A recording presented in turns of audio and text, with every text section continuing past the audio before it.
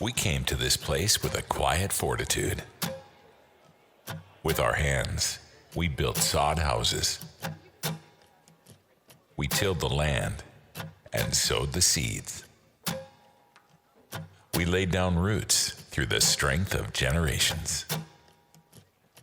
We put our spirit of service to work, making this place an economic driver for our town, our region, and our state.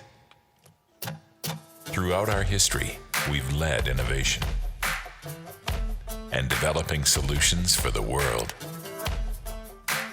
We've applied engineering and science to advance research. We've put creative ideas to work to power the country. We've worked tirelessly alongside each other to give the best of ourselves to humanity.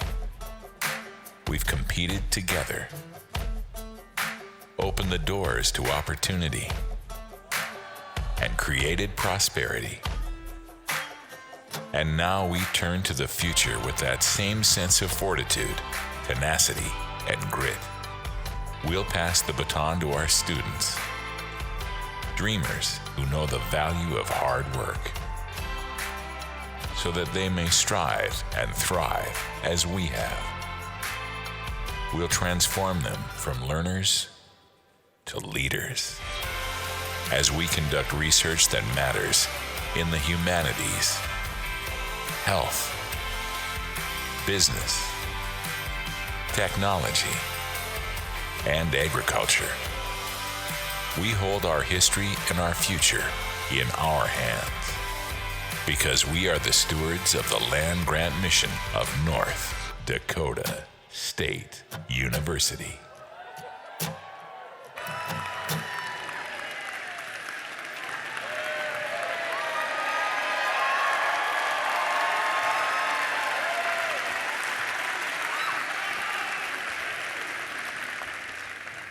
History. Think about it for a second. History.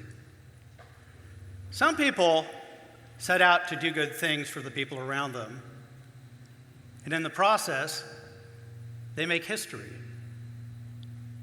Some people set out to make history, and in the process, do extraordinary things.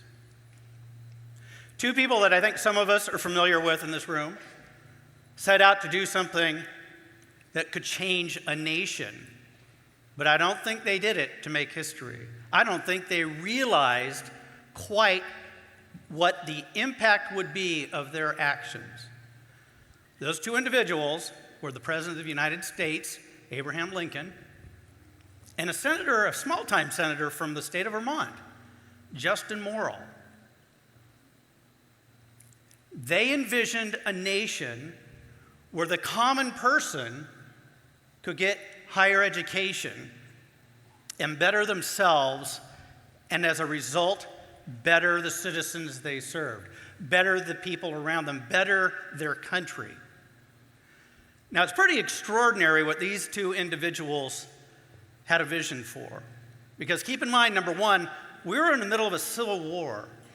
There might not even be a country to improve the trajectory of, or a citizenry to improve the lives of. It was a horrendous time in our country's history. Also keep in mind that these two individuals never had the chance to access or attend a college or a university. Never had the chance. Only the rich, only the privileged, only the white, and only males had that chance in the handful of colonial colleges in our country at that time. Nonetheless, those two individuals understood the power of higher education. The power of higher education to change individuals' lives, to change the lives of everyone who knows those individuals, to change states, to change nations, to change and make the history of the world completely different. In 1890, something far more modest happened. The creation of this university. It's a small agricultural college. In the 130 years intervening, we have educated over 90,000 people. We've educated them in agriculture. We've educated them in engineering. We've educated them in the arts, the humanities, the social sciences, the sciences. We've educated them in performing arts through health professions. What happened to them while they were here was transformative. It literally changed their lives and created a legacy of change and transformation that we reap benefits from over and over and over again. And at the same time, our faculty have become extraordinary at creating new knowledge that no human being ever knew before. Changing the lives of their students, changing the lives of the citizens they serve, changing the lives of people in the state and the nation. There is no higher calling, in my mind, than the creation of new knowledge, and our faculty do it better than anybody in our state or the 4 states around us. But what's really exciting is those students, those over 90,000 students, and those faculty who have made us the #1 research university in our region, have taken that knowledge and applied it to serving the citizenry that made this all possible. That's an extraordinary return on investment to the citizens we serve, but it's also a selfless service gesture by everyone at NDSU. It's really rather extraordinary. But what's also extraordinary at the same time, our students, our faculty, and our staff have never forgotten the land-grant mission and what that means. There are a lot of land-grant universities around the nation that don't quite recall that tradition and aren't as proud of it as we are at NDSU, because it's about access, it's about changing people's lives, and it's about engagement with the citizens we serve. We're educating people, we're doing research to serve our citizens. That is the tradition of the land-grant university system and what became the foundation of public higher education across the country as a result of 2 individuals in 1862 having a vision for the impact of higher education and a vision for the power of education to transform lives. But the truth is, our students need us to do more. Our faculty need us to do more. Our citizens need us to do more. Over the past 2 years, a notable group of university leaders and supporters has been working quietly, steadily, diligently, and productively in getting us to where we are today.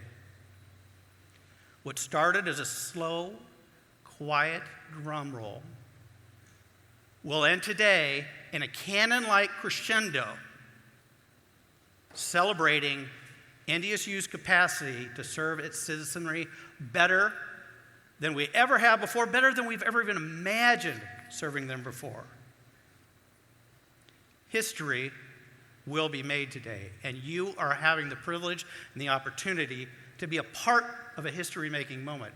You will talk about this for the rest of your life. You were there the day NDSU did something that no college or university in our state has ever done or even imagined doing. But the truth is, I've got to be honest with you, we can't do it alone. We need each and every person here to become engaged with this.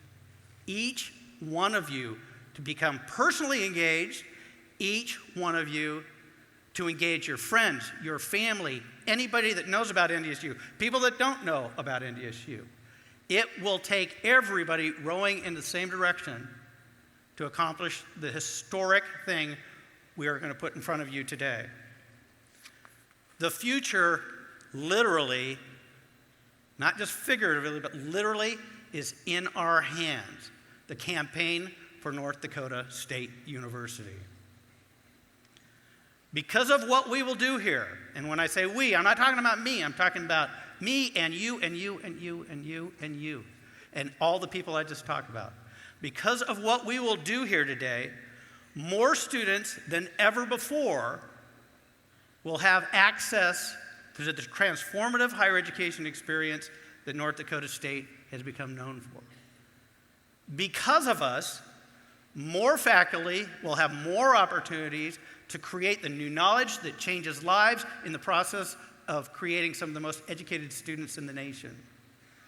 Because of us, because of you, we will serve our citizens in a way they've never imagined a college or university in our state doing.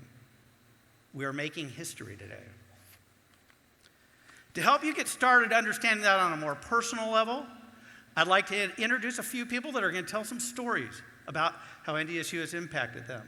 First off will be our student body president, Mason Rodemaker. Please welcome Mason.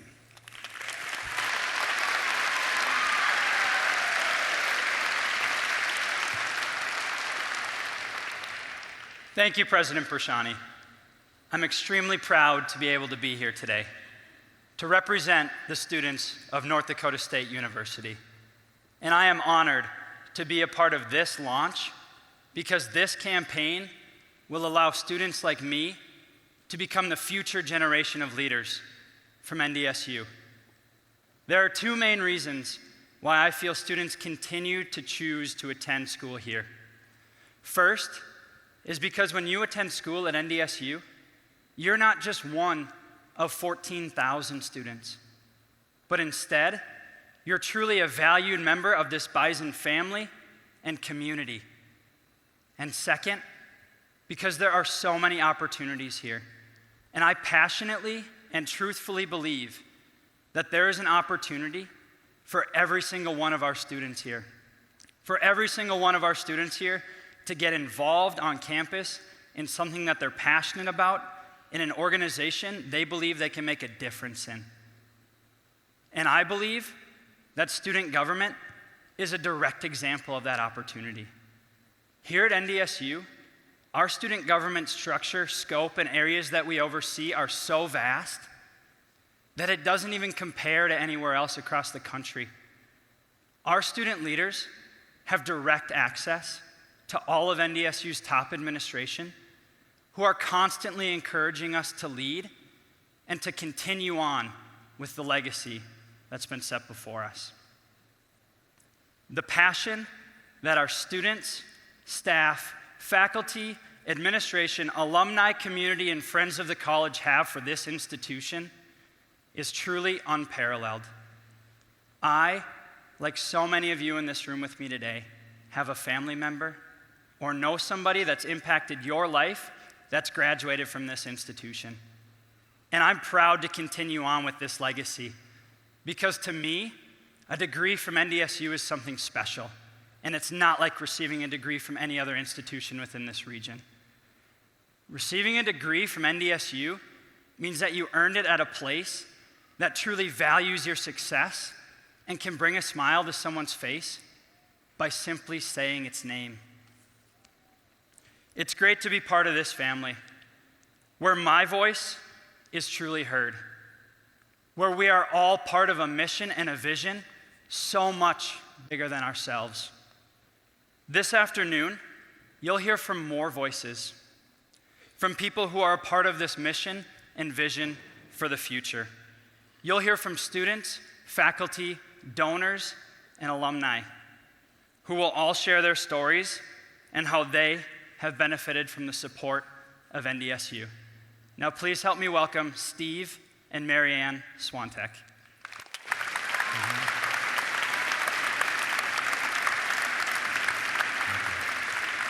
Thank you, Mason, and welcome everyone. It's a privilege to be here. I want to tell you a little bit about why NDSU is so special to our family. I grew up in a central North Dakota community working on my mom and dad's farm. I was excited to come to NDSU. I loved being in Fargo. I liked my classes.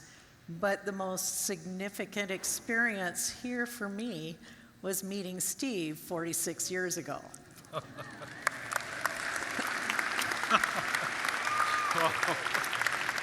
We feel like NDSU was at the root of the start of our lives together. Because of our beginnings here, everything we were able to do was enriched. We chose to build our careers and raise our family here because we love North Dakota and we love Fargo.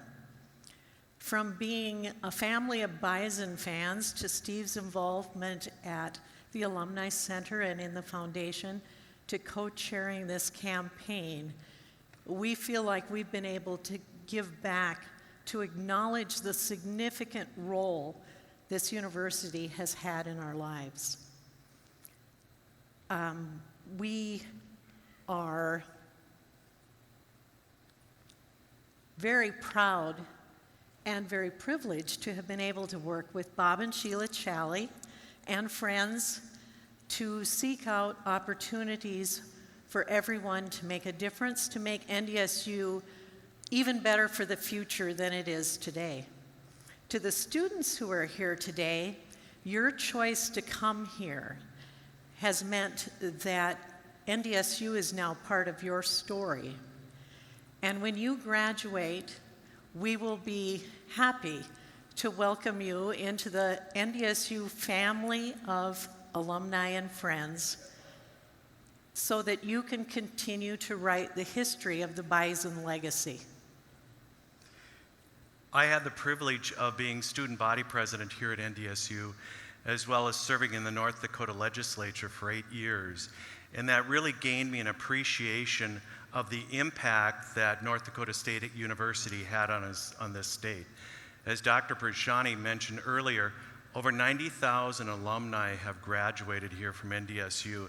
And you think, as a native North Dakotan, and how proud I am of those alumni and the impact that they have made worldwide, whether it's small or large, whether they're enhancing and securing our borders, information technology, doing everything possible to try to make changes in starvation and doing food population and helping that out, as well as helping curing diseases in all of those areas. You think about the impact that all these alumni have that have graduated from NDSU. You know, this campaign is about creating experiences. We really want to shape the opportunity for our students that when they graduate, that they can continue making those changes in the world.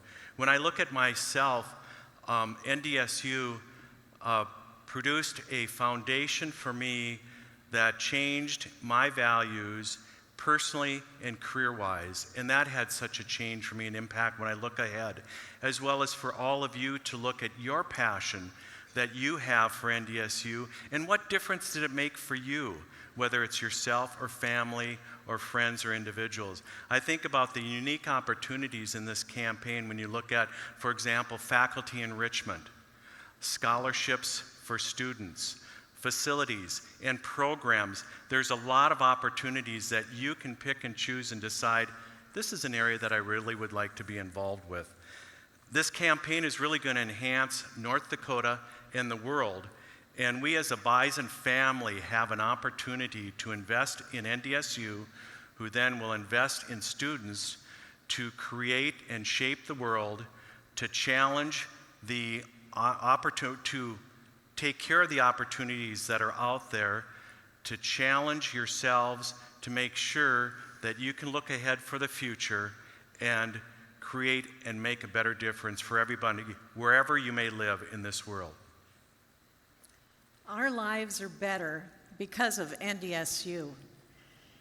We invite everyone to join us to make a difference. It's been a privilege and a rewarding experience to know that we can have an impact on a student's life. The work we're doing will help the students and the programs that are here now. But I look to the future. I look to the future students, especially our own grandchildren, because they will now be prepared to solve the challenges ahead of them because of what we all can accomplish for NDSU now. Thank you.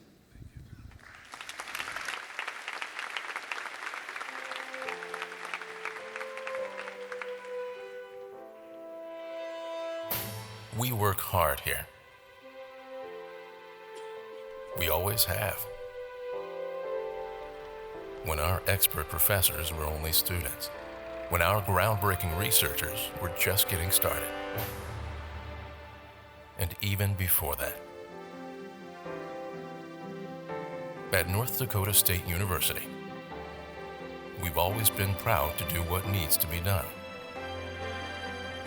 In the shop, in the classroom, in the greenhouse, in the spotlight, in the lab, and on the field. And the values we grew up with continue to inspire us as we develop the new leaders our world needs now. Together, we will help strengthen our communities, make things better, safer, and smarter for future generations. Gain wisdom from leading minds and lasting memories. Discover experiences that shift perspectives and broaden horizons. At NDSU, we stretch and grow.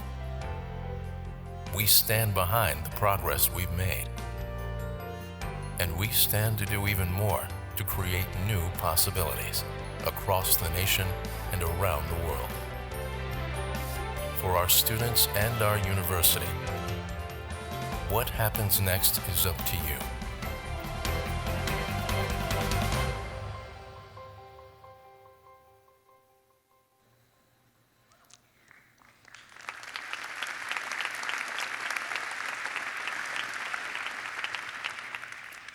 As Associate Dean of Undergraduate Education in the College of Arts, Humanities, and Social Sciences, and a professor in the Department of Communication, my goal is to provide the best educational experience for our students.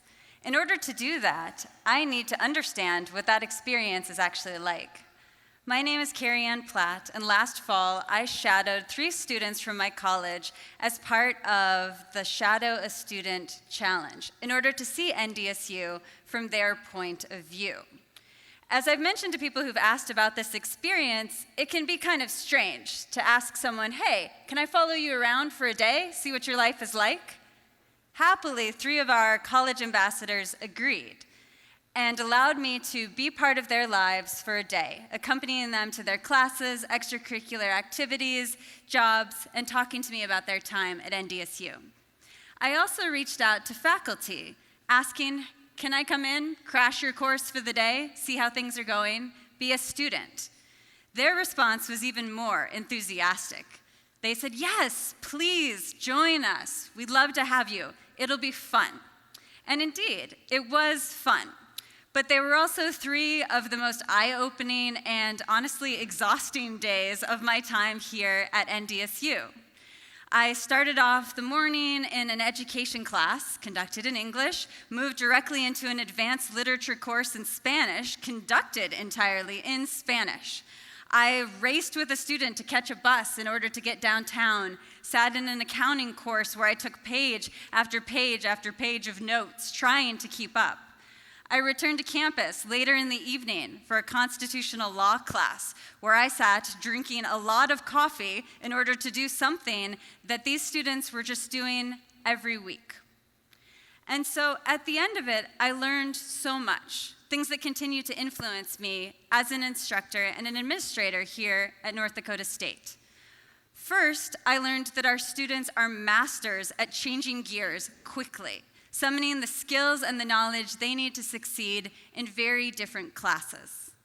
I also learned that they are incredibly driven. In addition to all of these courses, classes that they're going to throughout the day, they're highly involved both on campus and in the community, and like most of our students, are working part to sometimes even full-time jobs.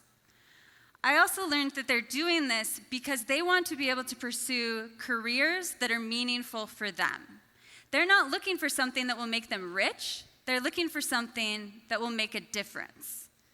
And to me, this is why scholarships are so important, because it enables students to buy time to focus on things that will enable them to do the things in college that lead to amazing things afterwards. I feel like I have one of the best jobs in the world. I get to work with students who are making a difference here on campus, in the broader community, across the region, and around the world.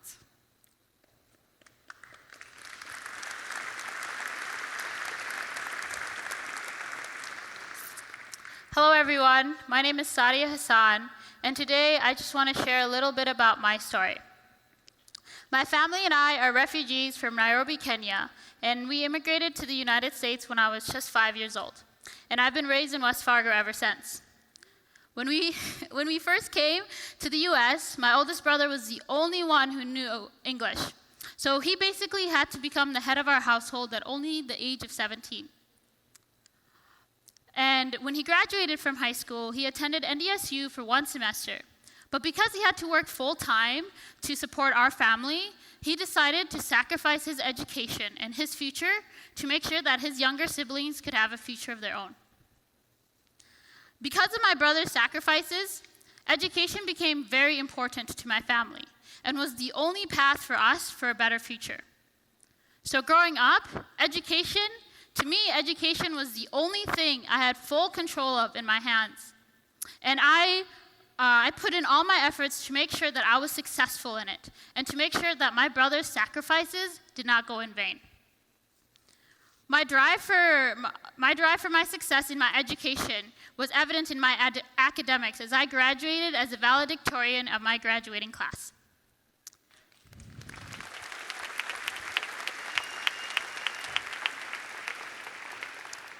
My passion for engineering gave me the opportunity to be an early talent intern at John Deere, developing my professional life early on. I also co-founded a tech startup company that tackled the issue of a global communication crisis that was happening to emergency agencies during critical emergency response. And although I decided to step away from this organization a few months ago so that I could focus on my education, it was a very eye-opening experience to the entrepreneurship ecosystem in our community. And through it, I was able to share the stories of the issues that emergency agencies are constantly dealing with on the TEDx stage. And I was able to do all of this before I attended college. Now, all that hard work opened so many doors for my future.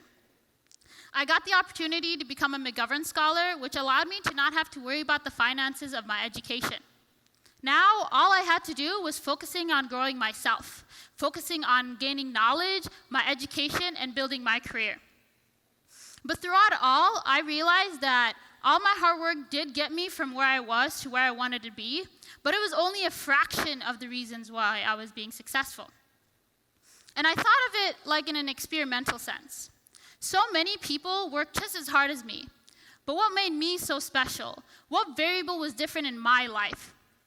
And it was the community support that was always around me that was different. The sacrifices that my family made so many times to make sure that I got a better future was one of the main support systems to make sure that I was successful. Now, the faculty have a huge impact in my education and in my future. My teachers, both in high school and college, have invested so much into my future. The amount of times my professors, especially Mr. Latimer and Dr. Glauer, take to answer all my questions is on another level of dedication. The students also support each other. If you take the time to walk into any of the electronic or ECE labs, you will always find 10 to 12 students sitting around teaching each other and helping each other. The Somali Student Association especially makes me feel like I belong on campus and I feel at home here. And finally, the greater community has a major impact on my success. The community supports me and encourages me on my entrepreneurship journeys. This community also supports me financially so that I can create a better future for myself and my family. Making the sacrifice that my brother made for my education Making the sacrifice that my brother made for my education worthwhile is only possible because of this community. I could not have done this alone. My success is truly created in this community's hands. And when I leave NDSU, I want to go back to my home countries of Somalia and Kenya and leave an impact there, just like this community has impacted me. But I know that I will always come back because Fargo is home. And one day, our community's success will be in my hands too. Thank you.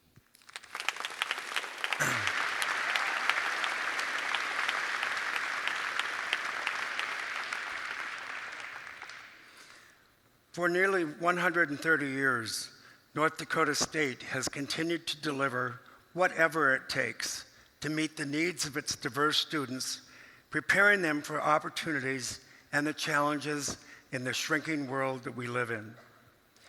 And today we're hearing from benefactors that truly know the value of an NDSU education.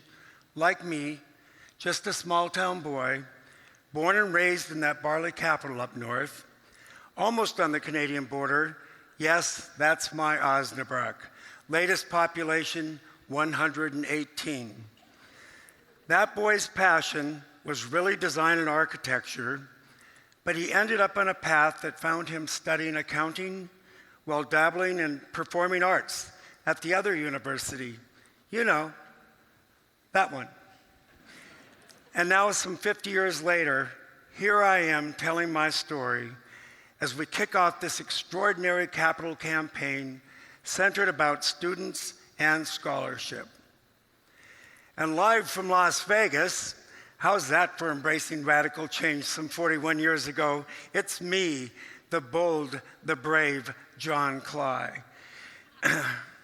Counseled that my high school math and science might present a hurdle or two in my pursuit of my passion, I settled for a path that took me from Osnabrück to Grand Forks and eventually to Fargo, some 5 years out of high school, where I met faculty, toured the NDSU Department of Architecture, and upon hearing an optimistic, "We'll figure out how to transfer those credits, John," I enthusiastically enrolled in the department's 90-Day Wonders program for the summer of '75 and moved on to join my third-year classmates that fall.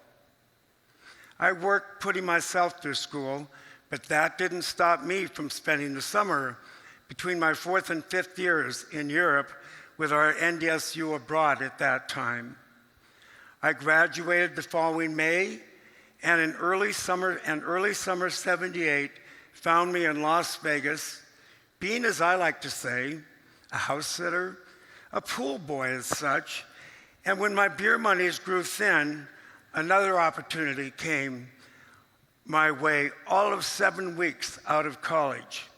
Caesar's Palace was calling, and my one and only job out of NDSU started tomorrow. One's got to do what one's got to do. That opportunity led to many more up and down the Las Vegas Strip. I soon took the reins of the first firm, then co-founded another. Juba and I had some serious work that needed to get done. Reaching out to connect, reconnect, and with what we fondly referred to as the DOA. Back then, it was the Department of Architecture. Our recruitment and the migration of architects from North Dakota State began. NDSU alumni and new graduate architects came to our rescue. Hiring, collaborating, partnering with fellow NDSU architecture alumni then, and now our Clyde Juba-Wald Architecture Plus Interiors is working nationwide.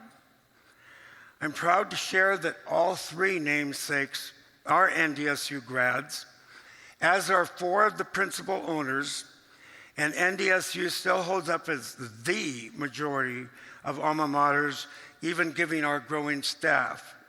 Go Bison.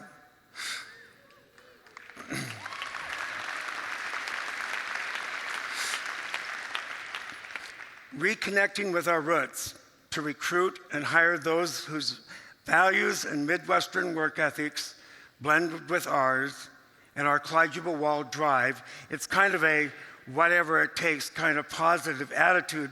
You know, we believe it actually comes with territory. It may be in the water. We seemingly know what kind of a person we're going to meet even before the interview, and couple that with our experience doing large hospitality works across the country now for some 41 years. You gotta watch. You gotta watch out for this celebration that is surrounding the world's first and only guitar tower 2 weeks from today. And know it's another Clyde Juba-Wald piece of architecture, architectural history maybe. So trust you'll be seeing a lot of our seminal Hard Rock Hollywood as it hosts the Super Bowl in February 2020. Yes, years fly by. Some of us have been doing this longer than others, but who's counting? We recognize talent, good people. We've stood up.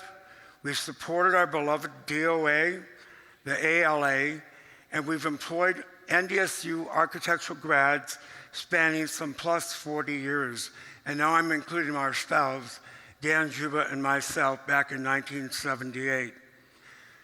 Times have changed, but as with NDSU, its core remains the same, and opportunities abound in the workplace across this land and around the world for our best and brightest NDSU students, because they are simply great, extraordinary people, and now the future is in our hands. Thank you, NDSU. Go Bison.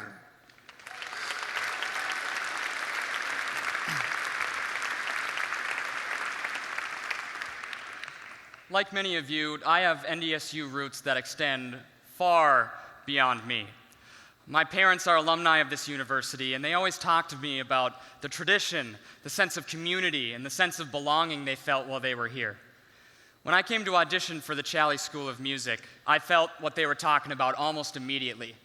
Within 10 minutes, I felt right at home, and I knew I wanted to be here for the next 4 years. Through my time here, I felt supported not only by faculty and by fellow students, but by the scholarship opportunities offered to students each and every year. Almost everyone in the Challey School of Music is supported through scholarship. This allows for the focus to be put on becoming better musicians, becoming better educators, and becoming better people. Another benefit of the School of Music is the amount of individualized education we're able to receive as students. There's not many schools that are able to provide top-of-the-line instruction in such an intimate setting, and North Dakota State University is one of the schools that can do that. We in the School of Music have a tremendous opportunity to bring people together through our performances and through other events that we hold. Just this last year, we took part in a choral symposium where educators, musicians, composers, and conductors from across the country and across the world came to share their knowledge and experiences to help us better advocate for music in the future. Students were able to attend this for free.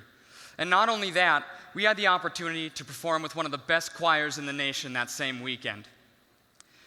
Just that summer right before, the choir had an opportunity to take a trip to Europe. We performed in several concerts in Germany and Denmark, and they were all substantially attended. Now, no one in the audience knew our names individually, and they didn't know who we were except for what it said on the front of the program. But they were there because we were sharing music. And music has a tremendous power of being able to bring people together. And the program here at NDSU does a better job of that than anybody. We've brought these experiences back to NDSU, and it has enriched an already outstanding education. But the most important part in all of this is the people I was able to share these moments with. These are my lifelong friends. These are my future colleagues. NDSU isn't just a place where you come to get a degree, it's a family. And I was reminded of this when I was at the football game at Target Field this summer. I was there with my dad and a friend of ours, and we were walking around the concourse, and we ran into some of the people that my parents went to college with. And they've been graduated for 20 to 25 years now, but the way they talked and the way they laughed, it was just like they graduated yesterday. Now, what that shows me is that even when you leave this school, you never leave this community. And I think that's what makes NDSU really special. Thank you, and go Bison.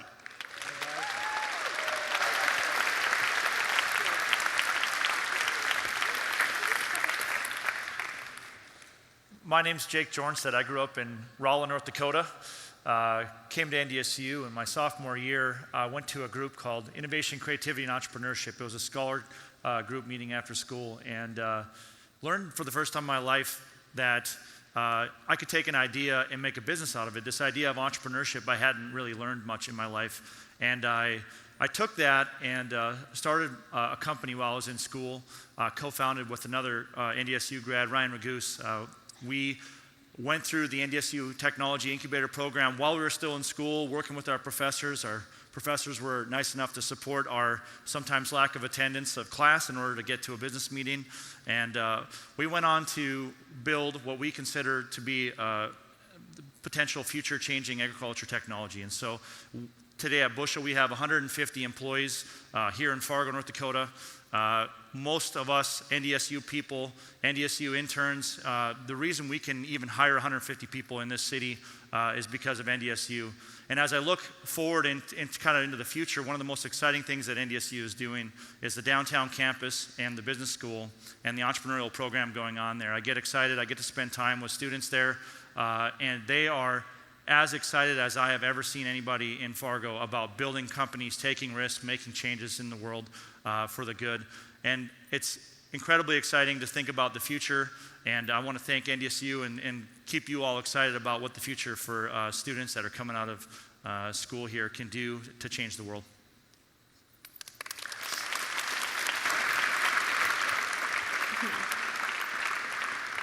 I grew up in Homeland, California. During the recruiting process for softball, I had two preferences when picking a school. One, wasn't far. Two, wasn't cold. As you can see, NDSU is both, and it's been the best experience. Hi, my name is Madison Camacho. I'm a student athlete on our softball team, and I'm majoring in human development and family science. I am proud to be able to compete at such a high level as part of this team. Being a part of this culture and being a part of a team that loves each other, supports each other, and just likes to have fun has given me memories I will cherish forever. Competing and winning against some of the top Power 5 schools like Oklahoma, Washington, LSU, Arkansas, Notre Dame, and Minnesota shows that our program can compete anywhere. We also traveled 9 consecutive weekends in a row, with 2 of those weekends being 10-day road trips, and yet we still achieved our highest GPA ever with a 3.67. How many programs can say they did that? We also go out into our community as much as we can and give back to our community.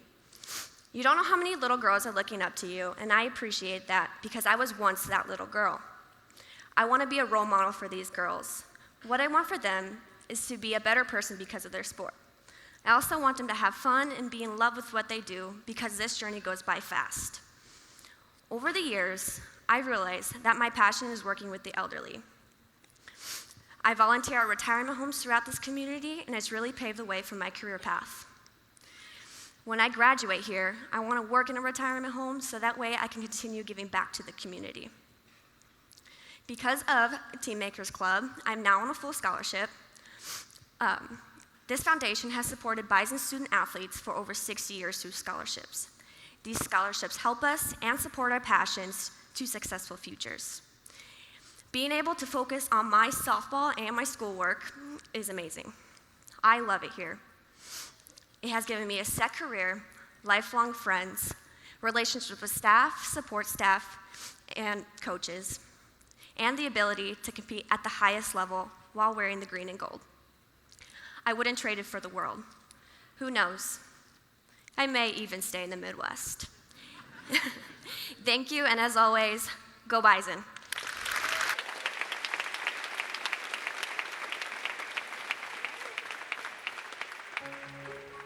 Universities are all aspiring to be like something else. They're acting as though they're playing the big research game, chasing their own tails on research endeavors in many cases that aren't relevant. The result is just a lot of work that nobody's reading. The main people harmed by that are students. It's time for just rethinking what we're doing. I arrived at NDSU and had this idea percolating of what is a program that's going to have tremendous impact on students' lives, that's different and that's relevant. At North Dakota State University, we aim to cure cancer and feed the world. Thanks to the cancer researchers that we have, thanks to our ag focus and our land grant status, I want to do something, creating a third pillar for us, helping people live better lives. We need to be studying poverty, international trade, immigration, entrepreneurship and innovation through an institute. The institute started as a proposal Scott wrote. It got in front of me rather quickly as we had been looking for opportunities to invest here. We all have a responsibility to help others with our gift, the donors, and then the Koch Foundation. We felt like we could really help a lot of people and it'd make a difference. Today we've gathered to have a press conference to announce the North Dakota State University Institute for Global Innovation and Growth. We'll be doing research on a local, regional, and national basis. We have an opportunity with this institute to get the ideology out of the room and get the data into the room. We have an opportunity to actually do the work to help people come up with the answers that can lift the world. It's so exciting to be able to get more students to participate in the kind of work that we do here, try to be better researchers and problem solvers. It makes people be able to look at what is not working well and be able to contribute to how they can make it work better. We just tossed an idea up into orbit, hoping it might have some legs. And 6 months later, we're over $30 million in support. We went from an idea to an institute launch in 6 months. That's totally insane. This is the largest investment in people in university history. This could not be possible without this community. With this institute, we hope it'll impact economic growth and help people live better lives.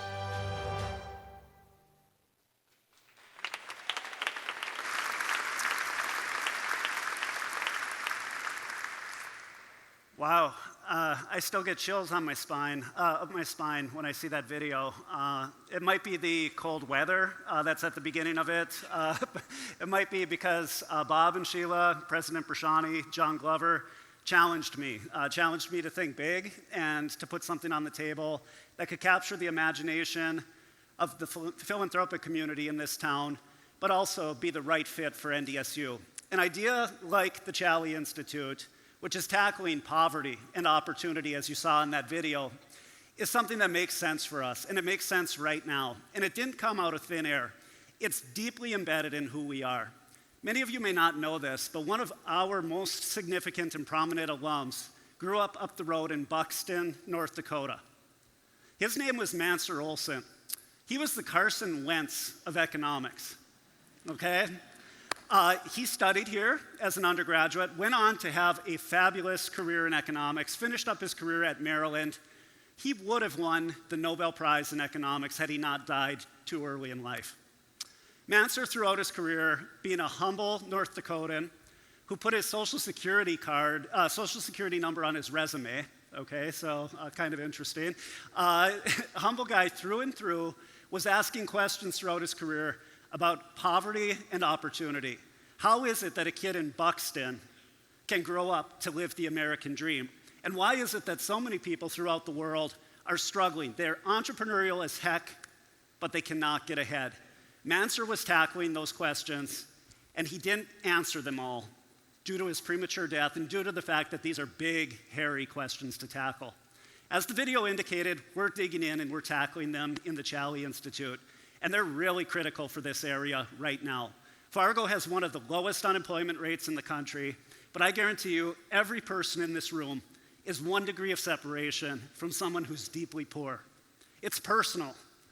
We're a land-grant university who has an obligation to citizens everywhere in this state. And the difference between prosperity and 3% unemployment here and complete despair is just a couple of doors away. We're digging in at the Challey Institute to tackle these questions. Some institutes around the country are solving problems of dementia, of clean water. We're tackling the problem of opportunity. We need to do it for Mansur. We need to do it for ourselves, for this region, and for this nation. So thank you so much, Sheila and Bob, for making this idea come to life. I still can't believe that in 6 months, $30 million in gifts has been committed to it. But of course I can believe it. This is a wonderful community and there are just wonderful people who I can't thank enough.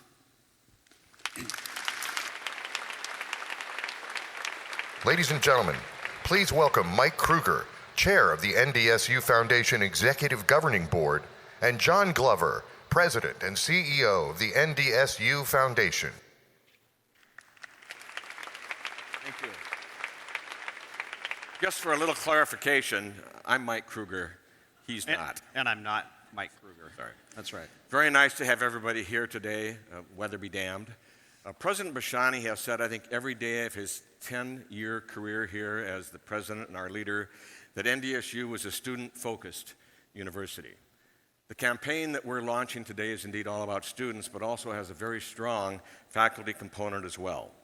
The expansion of dollars for scholarships is a critical part of this campaign. We need to continue to attract the best students from North Dakota as well as the entire region, and we need scholarships for that. And we also need to find permanent ways to endow some key professorships and programs as well at the university. That's right, Mike, and certainly we've heard many stories of the impact that NDSU has had on people's lives already today.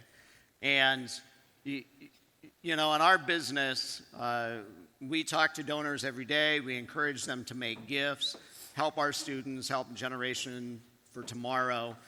Donors make gifts a number of different ways. They can give with their credit card. They can text to give. They can send a stock, maybe leave NDSU in their will, and then live for an extra 20 years, something like that. But you know, the most common way that the more than 11,000 donors who have already made gifts to support this campaign, the most common is sending a check through the mail. And you know, every day, the first thing I do is I go to the post office and pick up the mail. Looking for checks. Looking for checks. And because you know what it is, the donor will always say, John, the check is in the mail. Nice. John, I think you forgot a really important piece of mail today. Oh, look at this. This is a really big envelope. Gotta show everybody. It's a bit oversized. It's addressed, Mike, to the students of NDSU, care of the NDSU Foundation. It's from Robert and Sheila Challey of Walnut Creek, California. Should we take a look and see what's inside? I think we should open it. We never had one that big. I'm going to hand those to you. All right, let's see if this works. Got to rip it off. See what's inside here. Oh, wow, nice. Ladies and gentlemen, look to the screen. Bob and Sheila Challey.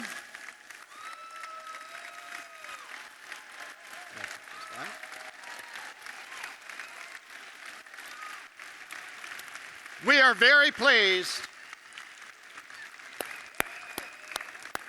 We are very pleased to announce that Bob and Sheila Challey are making a leadership campaign gift commitment of $75 million for NDSU.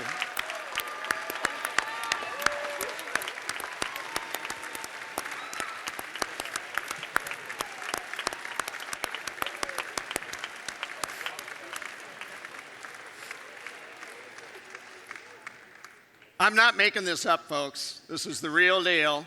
Ladies and gentlemen, please join me in welcoming Bob and Sheila Challey. Try to follow that. That's pretty good. It worked. Well. Good job.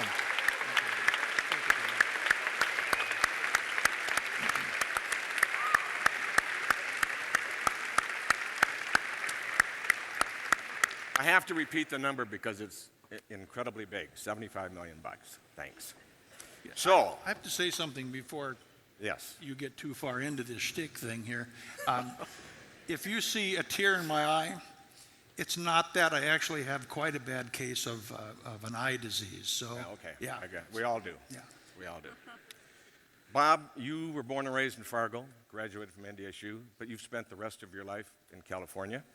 Sheila grew up in Montana, but you've also spent the rest of your life, or most of your life, in California, a lot of it with Robert. So the question is, I think everyone would like to hear, and you've been in California all these years, why such a close affinity to North Dakota and NDSU? I think I get to go first on that. I was born into the NDSU family, as you say. My family was involved here as students back in the 20s. My father and mother both graduated from NDSU. Uncles, a couple of uncles and aunts and so forth. And since then, there's been their children and my cousins and a million shirt-tail relatives have been NDSU students and successful graduates. You know, as I look back on everything, Sheila's path here has been different than mine because she's wasn't born here and didn't have that family background. But I remember when I was 5 years old, I lived across the street from the library on 12th Avenue, and one night there was a terrible commotion in town, and everybody was yelling and running. It was the middle of the night, and I was scared to death, and went outside, and everybody was headed over toward the football field because it was burning up. And I don't know that anybody here ever knew that the NDSU football stadium burned down. It was an old wooden mess, and it burned down, and of course we built the new one out north. But that was one of my first experiences. And I was my mother worked here. She taught at the university.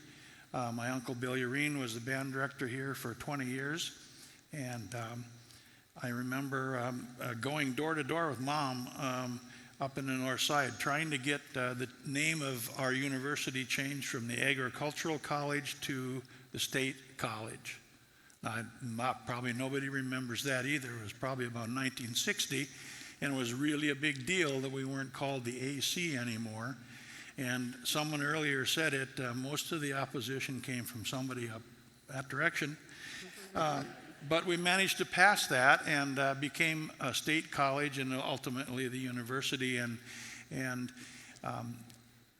So my background has really been here. Sheila had a little different path to NDSU, but has been really dedicated for more than 30 years, I'm sure. Yeah, we've been together over 30 years. And you came with me to NDSU Foundation meetings, beginning in the 80s. Right. I love this community so much. As the shack was filling up, I looked around and there were so many really good friends of ours, and I felt incredibly blessed to have that. Yes. So that's kind of my path to NDSU, and that's why we do a lot of this. Right. Yeah. Right. Bob and Sheila, can you share with us why philanthropy is so important to the two of you? You want to, or do I to? You start first. No. Basically, we've been lucky in our lives. We've been lucky to be healthy and successful to some extent. And we've always had the feeling that we should be giving back. And we've tried to do that for a long time. So I think that's one of the main reasons. I look at this crowd and we think about the campaign, which we've had such a privilege to be involved in now silently for a couple of years. And I realize everybody gives to something that is their passion, something that they're pretty firmly interested in. And of course, NDSU has always occupied that role for us. It's not, Sheila's very involved with Children's Hospital in Oakland, but this is our big deal. Right. Yeah. And, there's other reasons. I think back about my career in school, and I hear people, we give alumni awards here every year, and people get up and they talk about their university experience, and it's always about some professor that's made a difference in their lives, somebody that was terribly influential and changed them. And that's certainly a reason that many of us, we've all had that person, I think, and so I'm sure that's one reason that we're involved. We're also pretty much interested in the kids and giving the opportunities. Right. Yeah, we feel that we have been so blessed, and we've tried to raise our children, the three of them are over here, with the idea that when you do well, you do have an obligation to help other people. And this is such a fine institution as far as getting a degree here and the value of that degree. it's priceless. It really is. And the cost of going to this school and the benefit that we get by helping people go to this school is so far much greater than we could get in any other place. You know, we live in a foreign country called California, and it's a crazy place, and things aren't the same there that they are here. And so it's hugely important to us to be supportive here because you know, I'll give you a little clue. We used to have another university in California included in our estate plan, and they disappeared from that plan a couple of years ago. So NDSU is pretty much taken over. That's great to hear. Yeah. Absolutely is.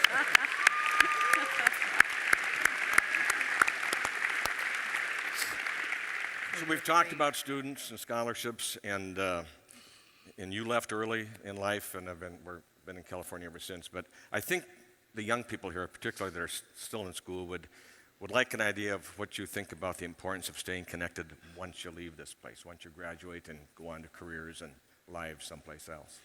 I think that's, since Sheila didn't have the privilege of going to this school and being born in Fargo like I did, you know, we all kind of get out of school at some point. We graduate, we move on, we maybe go to another school, or we get married, or we get a job. And in those years, you maybe start a family. We forget, I think, sometimes in that little 5 or 10 or 20-year period that what happened in the university and why we got where we are. And that happened in my case a little bit. I went to California and crazy things happened there. And the hippie movement was on when I went to California. Can you imagine me in bell bottoms? Oh, golly. Yeah, Still have the Volkswagen? I do have that. I still have that. And I have a tie-dye shirt, too. But, you know, we got some communication from somebody. You know, I know Jim Miller, my friend, is over here, who ran this foundation for many years, and somebody sent us a letter or a little something that's reminded us that there's NDSU also, and that they'd like to hear from us. And I think I made a small contribution in the 80s, sometime in the 80s, and that was probably $50, you know, or something like that. And as I think back on it, it was the first of many things that we've done, but it was probably one of the best investments I've ever made. Cool. Yeah.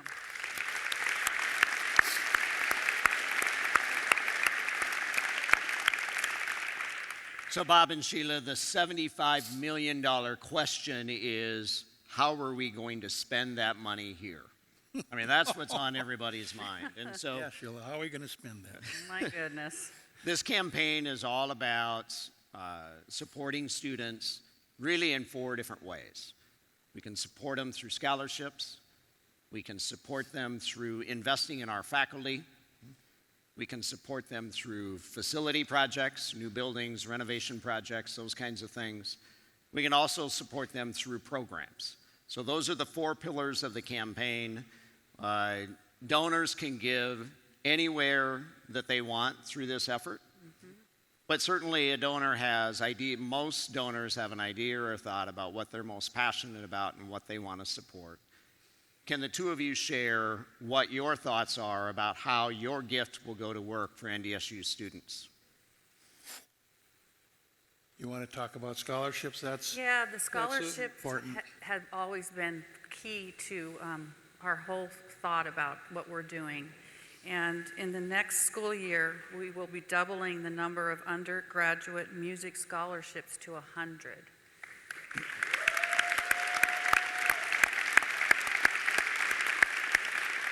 And then on a personal note too, I have had so much sheer joy when I have students or families come up and thank us. They say maybe their son or daughter wouldn't have been able to go to music school, wouldn't have been able to pursue a career in music, and that is very meaningful. Yeah, that's the payback. You know, I think we are maybe a little unusual in that I think we have kind of a broad range of interests in what we like to support. And all of the four areas that have been mentioned earlier are things that we have some interest in, some form in. People have asked me, how did a nerd chemist go to California and come back being interested in the music program? And the answer is, I'm not sure. It's my mother, though, and my Uncle Bill were, of course, excellent musicians. I was not, and it's a generation-skipping gene. And that, so it hit our son Connor, who works here. Connor is pretty good. Connor works here.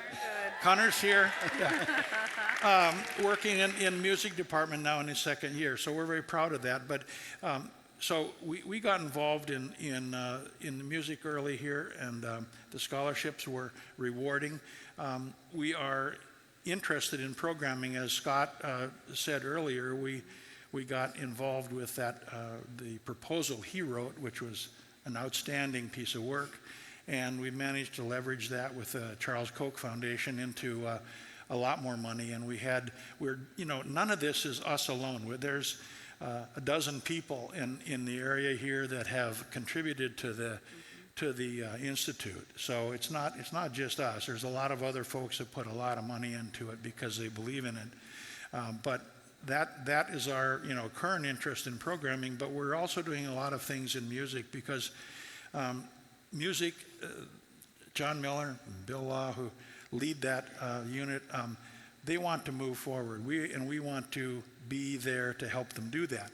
And to do that, we are also going to be doing, I lose track of these things, but I think it's Don't worry, I have it all under control. Yeah, I know exactly what's going on. But we're doing a bunch of doctoral stipends starting now, because we want to increase the number of doctoral students we have and the quality of students we have. We're going to be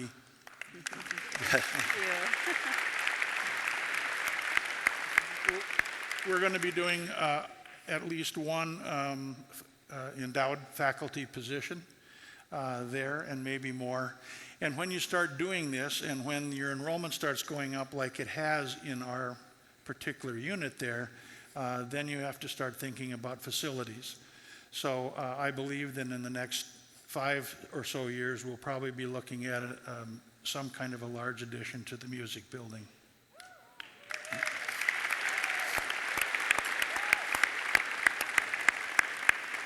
So Bob and Sheila, you are co-chairs of this incredibly big campaign, and we don't know the numbers yet, but we'll get to that quickly.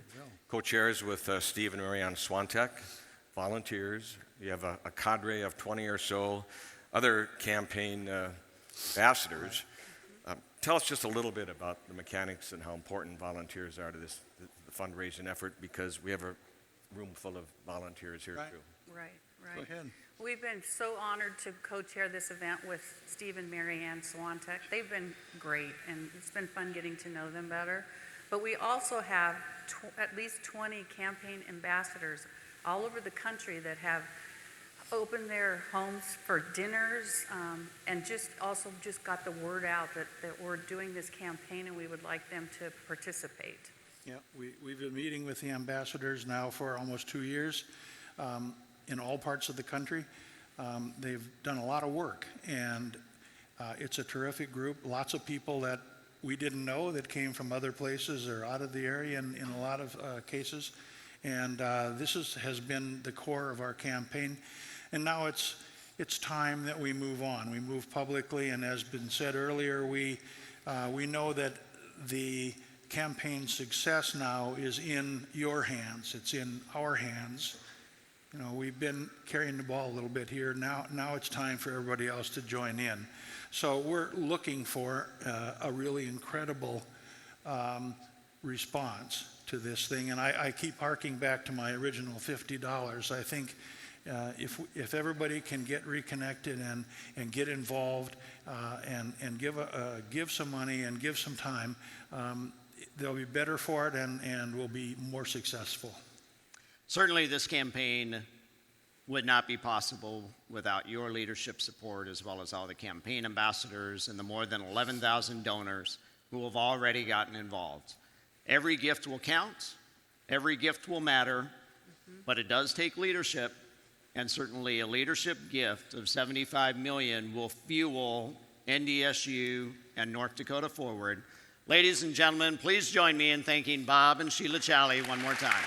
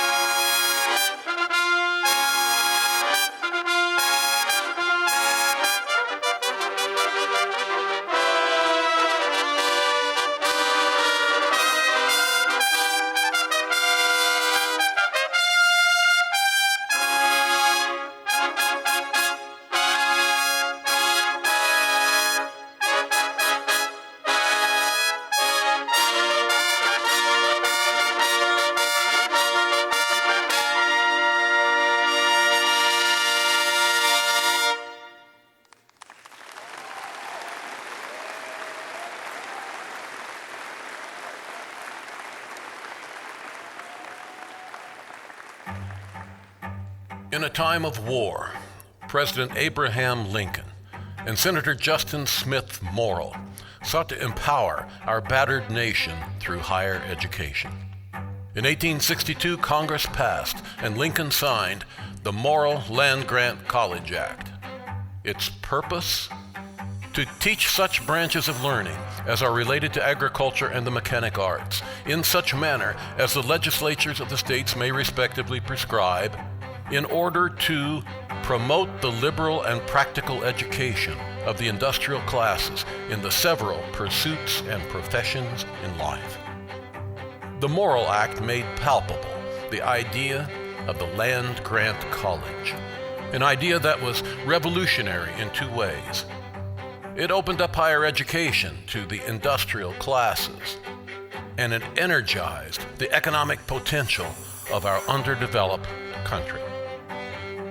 In 1890, North Dakota, a new state, established North Dakota Agricultural College as our state's land-grant college, now university. At first, there were disagreements about the mission and curriculum of the land-grant institutions. There were academics who knew how to run colleges, but not much about agriculture. There were farmers who knew about agriculture, but not much about running a college. The battle for the land-grant ideal was won by the sons and daughters of farmers and laborers who demanded what the Morrill Act had promised them, a college education that prepared them for work and life, whatever their aspirations. There would be no boundaries as to field of study, no end to the benefits for the people of this region and beyond. Today, North Dakota State University addresses the needs and aspirations of people in a changing world by building on our land-grant foundation. This mission, our mission, is just as important now as it was in 1862. We will provide the access and opportunity to our students so that they may forge solutions to better the lives of the people of this place.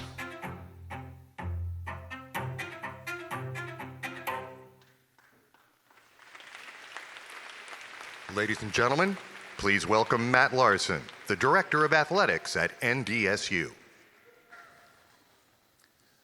Well, as you can see from today, we rise to the challenge at North Dakota State University. Our students, our faculty, our staff, our alumni like Bob and Sheila Challey, our community, we rise to every challenge. Every single one of our student athletes takes great pride in representing NDSU and the state of North Dakota. Even those who aren't from North Dakota have incredible pride in representing the hardworking people of this region. Now, we've been fortunate to have incredible success over the course of our history and have built great traditions. But so much of that success has been because of the investments of fans, alumni, our community, and people here in this room. Thank you for that investment. Thank you for believing in our student athletes and our students, and for investing in our program.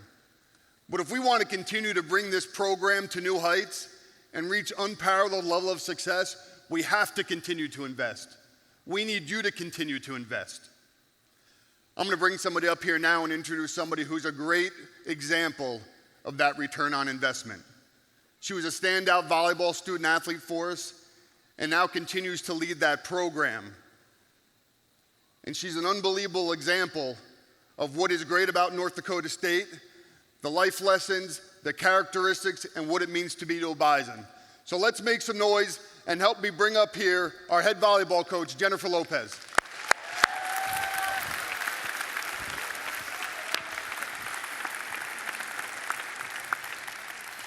Thank you, Matt, and thanks for everybody for coming today. So I'm just here to tell you a little bit about my story and how I've gotten to the point that I have here at NDSU. I grew up not far from here, so in a small town called Glendon, Minnesota, just on the other side of Moorhead. And I was involved in athletics ever since I can remember. And with athletics, comes your summer camps. And with summer camps NDSU was a place that I went to. I actually have a box at home. I was talking with my sister. Box at home with all my youth large t-shirts from camp and my old camp basketballs and camp volleyballs. So memorabilia that I keep as a reminder of how long it's been since I've known of NDSU. I remember, back in the day, coming to those camps, and it's something that I continue to understand a little bit better is what it means to kind of be a bison. As I was going through my process of choosing schools and having achieved success as a student athlete in the high school realm, I knew that as I was looking forward towards that next phase in my life, that I wanted to be able to go somewhere where I was going to be able to compete at a really high level, achieve a lot of success both on the court and in the classroom, and then also be able to go somewhere where I fully believed in what they were doing and something that I knew that I wanted to be a part of. And with that came NDSU. As I continued my college career, I was fortunate enough to achieve a really high level of success as a student athlete. And I firmly believe I wouldn't have been able to achieve that anywhere else. So very fortunate for my time not too many years ago. As I graduated college, I got a degree in math education. And I was fortunate enough to, again, stay in the area. And my first job was at a local high school where I taught high school math and also coached both volleyball and basketball. And it was during that time in that short amount of time that I got a call to come back here to NDSU. And my first question to myself was, why not? Why would I not come back? Why would I not come back to an opportunity and to a place that I firmly believe in and fully knew that I would be supported in whatever realm that was going to be? And that was as a coach. So I jumped on that board and I made the most of my opportunity, knowing that I wanted to be a part of something special. And I wanted to give back and create an example for younger student athletes in hopes that they would have the same experience that I did and that I was so fortunate to have during my time. But again, that all comes back to opportunities. Growing up as a local kid was one of them. Having come back to camps and been that little camper that I looked up to so many student athletes that were older than me that I now view as my friends. Coming to here as a student athlete and now having the opportunity as a coach to share those same experiences and hopefully grow and give opportunities to an even younger generation. All comes down to opportunities, and that's something that I wholeheartedly believe NDSU does across the board, whether that's students on campus, whether that's student athletes, whether it's our pep band who comes to our games. We do a phenomenal job on creating opportunities for everybody to be involved. So coming from just a kid who knew they wanted to be a teacher growing up, to now being a coach and being able to impact an even broader spectrum of students here at NDSU is something that, for me, I appreciate and I value every single day. But just as NDSU has given me so many opportunities, this campaign is also an opportunity to continue to support our students, our current students, but also our future leaders. So at this time, and in speaking of leaders, I would like to welcome back President Brashani.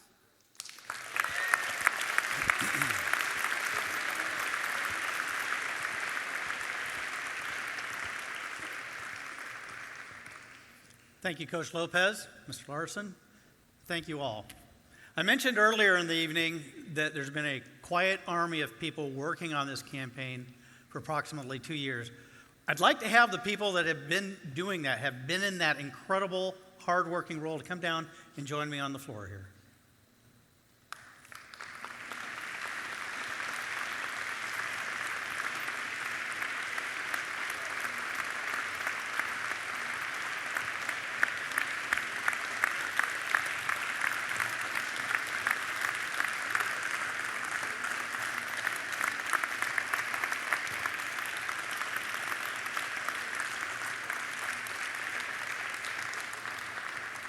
This quiet army of volunteers has nonetheless been working harder than you can even imagine. And they've been working on 4 pillars of this campaign. The first are scholarships for our students. Our goal is to raise $165 million in new scholarship dollars.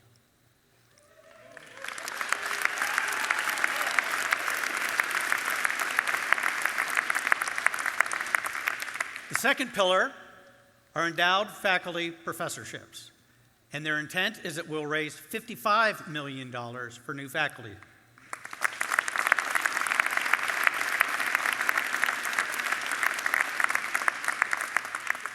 Their goal in the area of facilities is to raise $90 million.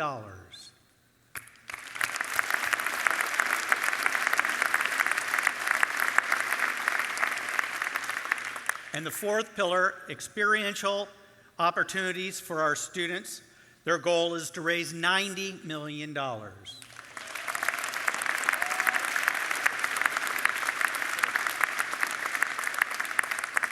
In total, the In Our Hands campaign for North Dakota State University has set a total goal of $400 million.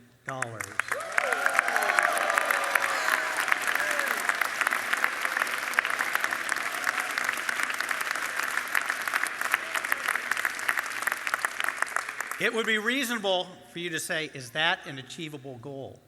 We have 3 years left on the campaign to reach that goal, so you're probably curious where we're at right now. Today, we are at $308 million.